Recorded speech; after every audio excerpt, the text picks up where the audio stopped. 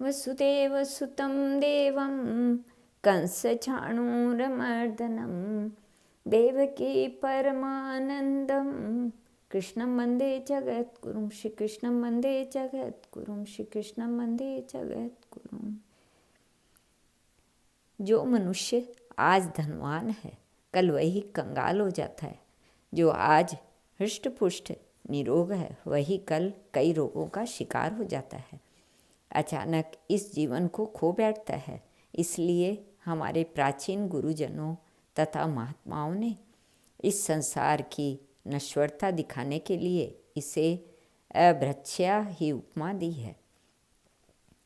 यह संसार एक क्षण के लिए भी एक स्थिति में नहीं रहता, सदा बदलता रहता है। जब संसार की यह दशा है तब संसार में उद्भूत अन्य वस्तुओं तथा जीवों की अवस्था का क्या पूछना। भक्तराज नरसिंह राम पर भी संसार का वह चक्र घूमा। एक दिन जिस सालम श्यामल दास का विवाह इतने धूमधाम से किया गया था, वह श्यामल दास विवाह के कुछ ही समय बाद अकस्मात इस लोक से सदा के लिए विदा हो गया। परंतु संसार में रहने पर भी, संसार सागर की उत्ताल तरंगों द्वारा आनंदोलित होने पर भी भगवान के सच्चे भक्त उनके दाग से वंचित रहते हैं, बल्कि सांसारिक दुख को वे भगवत कृपा मानकर बड़े उल्लास के साथ वर्ण करते हैं, क्योंकि उनकी दृष्टि में दुख उनके भगवत प्रेम और भी प्रगाढ़ बनता है।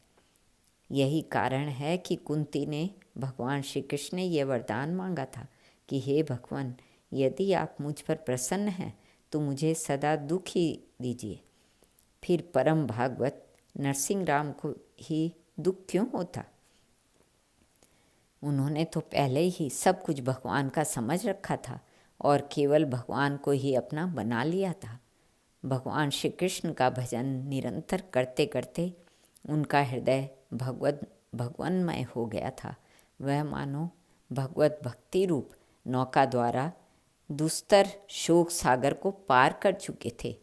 इकलौते पुत्र की मृत्यु तथा नवविवाहिता पुत्र वधू के वैधव्य जैसे महान सांसारिक दुख से वह लेश मात्र भी व्यथित न हुए, बल्कि पुत्र शोकाकुला माणिक बाई को सांत्वना देने के लिए उन्होंने उस अवसर पर यह पद भी गा दिया।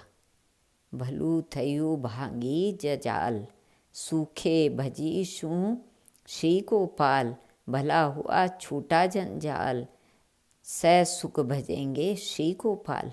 पति की ऐसी दृढ़ता देखकर और उनके उपदेश से प्रभावित होकर माणिक बाई का भी शोक दूर हो गया। दोनों पति पत्नी भगवान श्री कृष्ण की कृपा से एक घटना को एकदम भूलकर आनंद पूर्वक भगवत भजन और साधु सेवा में पूर्वत जीवन बिताने लगे। श्री कृष्ण अर्पण।